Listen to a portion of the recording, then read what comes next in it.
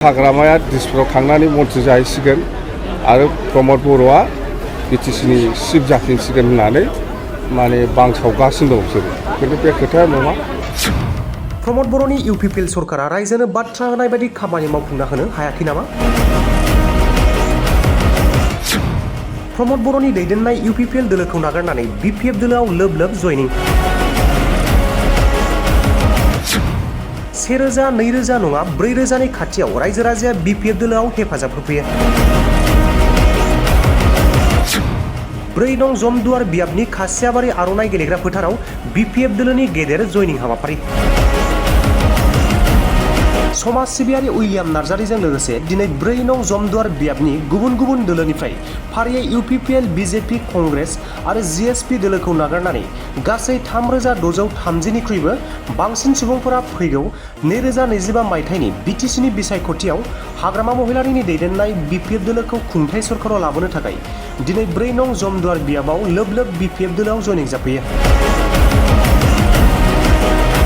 नाथाय मानो साननो गोनां बाथ्राया बेसोदि बिपिएफ दोलोआ सरकार गैथ'यै समावनो सरकाराव थानाय दोलोखौ नागारनानै सुबुंफोरा मानो बिपिएफ दोलोआव जयनिं जाफैखो? सरकाराव थानाय दोलोनि मावथिफोरा रायजो राजाफोरनि आसा मिजिंखौ फेलें खालामनानै रायजोनि गोसोआव दुखु होजोब्बायसो नामा? बेनो दिनैनि 4 नं जमदुवार बियाबनि सावगारियानो रोखायै फोरमायनाय नुथाय।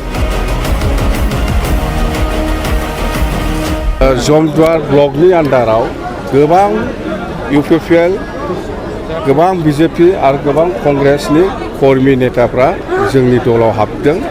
बाय सराइबिल समस्तिनिबो दं, जमदुवारनिबो दङ। मथथे बेसेभाग इउपिपिएल मानसिफ्रा जोंनाव हाबदों आरो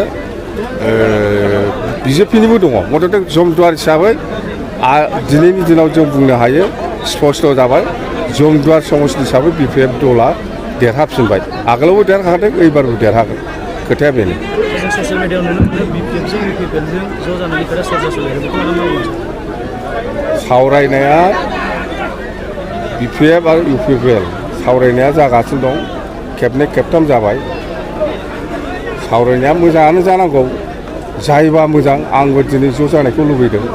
खिन्थु बे सावरायफुबाय थानाय समावनो बे इउपिपिएलनि माखासे नेता कर्मिफ्रा ओरैबायदि ब्लेकमेल खालामगासिनो दं। थारमाने बे माने जोंनि दलखौ सेस खालामनो नाजादों, नस्थ' खालामनो नाजादों। बिसोर बुंदों जे इउपिपिएल आरो बिपिएफ मिलायखासिगोन आरो हाग्रामाया दिसपुराव थांनानै मन्थ्रि जाहैसिगोन आरो प्रमद बर'आ बिटिसिनि चिफ जाफिनसिगोन होननानै माने बांसावगासिनो दं बिसोरो। खिन्थु बे खोथाया नङा। थारमाने बिसोरो जोंखौ सावरायनायनि नामाव सावरायबाय थाफ्लानानै जोंनि बिपिएफ हान्जानि मानसिफोरखौ बोलांनाय। प्रमदानो बिटिसिनि चिफ जाखासिगोन होननानै इउपिपिएलनि मानसिफ्रा माने जोंनि बिपिएफ हान्जानि मानसिफोरखौ फैसा होयै लांबाय थादों होननाय खोनादों। बे एकदम मिसा खोथा। आङो बिटिसियावनो थागोन। बिटिसियावनो जोङो खामानि मावनांगौ दङ। दिसपुराव जों जेबो खामानि गैया। खौसे जायोब्ला सिट शेयारिंनि बाथ्रा फैगोन। बोरै खौसे जायो जाया, सिट शेयारिं बोरै खालामा बे सावरायबाय थादों। दा जेबो बुंनो हाया। नोंथांनि समस्थियावनो बिपिएफनि माखासे मावखुलियाव इउपिपिएल जोंना खोथाया मा दा बिपिएफ हान्जाया सरकार दानाया 100%। जोंनिफ्राय आरोबाव सोरबा थांनो लुबैदोंब्ला जों हगारगोन। थांनाया मोजां। मानसिया एसे गेसें जानांगौ, होनबा मोजां खामानि मावनो। बांद्राय होंगो दोंगोबा माबा जाया। थांनायफोरखौ मोजांसिन मोनदों। जायफोर थांदों बिसोर थांथोंसै। आरो सोरबा थांबावनांगौ दंबा थांथों। खिन्थु जोङो बिपिएफआ 2025आव 100% सरकार दागोन बास।